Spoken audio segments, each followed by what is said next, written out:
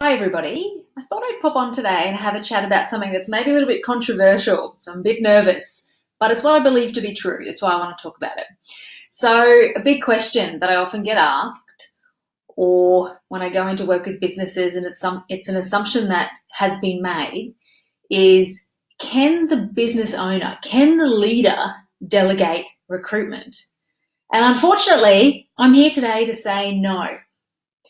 And there are a few reasons why the business owner, the entrepreneur, particularly in a small growing business, needs to be involved in the recruiting process. And that is because those first few people, or even when you start to grow fast, those extra people that you get on, they're so important, and the recruitment process is so important to building and establishing the business culture. And that is effectively the way we do things here. So those business norms. So I talk a lot about the 6 pillars of an effective business. And one of them is a business culture and norms starting to evolve. And that is people starting to say, this is the way we do things here. And recruiting the right people and setting up the right expectations is absolutely key to the right sort of business culture and norms evolving. Because ultimately, those business culture and norms will define how efficient your business is and how quickly you are successful and make profit. So that's one of the big things, the culture and the norms. The second thing is that being involved in the recruitment and being involved in working out the right sort of people that your business needs will determine the type of systemization your business will get, particularly in those early days.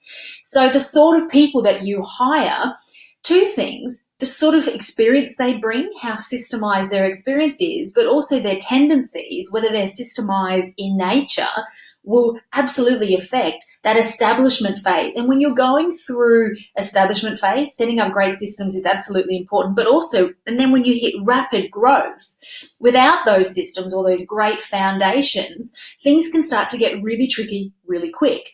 So being involved in the recruitment process helps you establish business culture and norms, systems, and what it also does is when you're growing fast, and when you're an entrepreneur or a business owner who's got an idea and you're getting it off the ground, and maybe you're in the first couple of years of business, or maybe you've been around for more like 10 years, you'll know that those first roles that you're hiring, they're actually pretty confusing.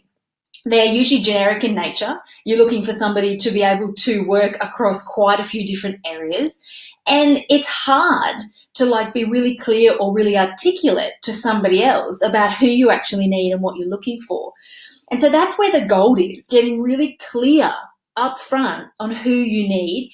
And that is usually really drilling into, what do I need them to do? What regular activities are they going to produce? What new things are they going to create? What does success look like in 10 months' time, 12 months' time, or 3 years' time?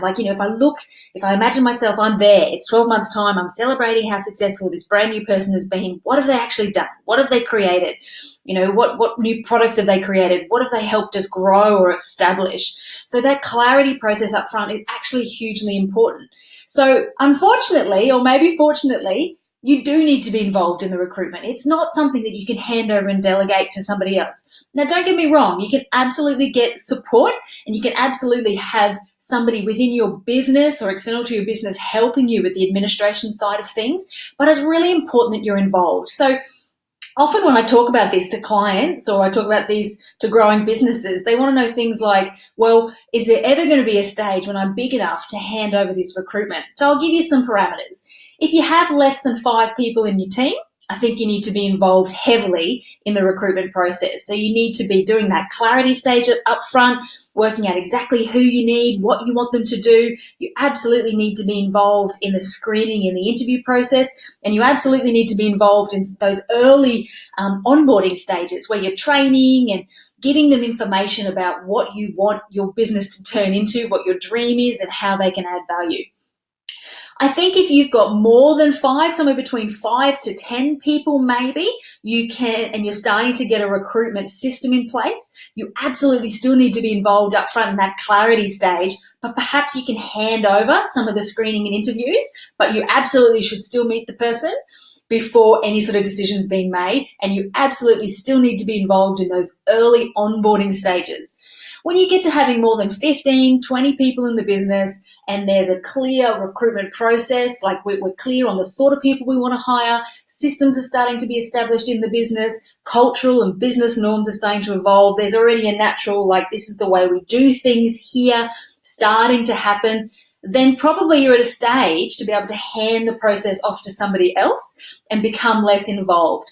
Now, some of the clients I work with still want to have the final interview, still want to, check that or do that final check with the person before anybody gets offered a job. I think that's a great idea. And then again, coming in after the person starts and spending some time with them just to make sure they're hearing from you the value that they can add and where the business is looking to go.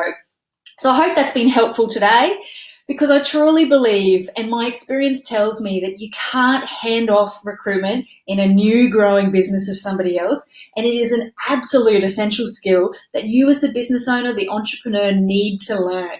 And it's that clarity piece. It's that upfront bit. Who do I need? What does success look like? That is the bit that's really going to make the difference between a great hire and an average hire, or worse, a mistake that you're going to have to reverse and fix up down the track. So what I like to say is recruiting success starts with you. So if you want to learn more about this, I run virtual day workshops, I've got online courses, so sign up to my newsletter, get on board, and perhaps it's time for you to learn how to recruit properly for your business, get involved and really push for that growth with that awesome A team, that team of A players around you. Hope that's been helpful. Have a great day.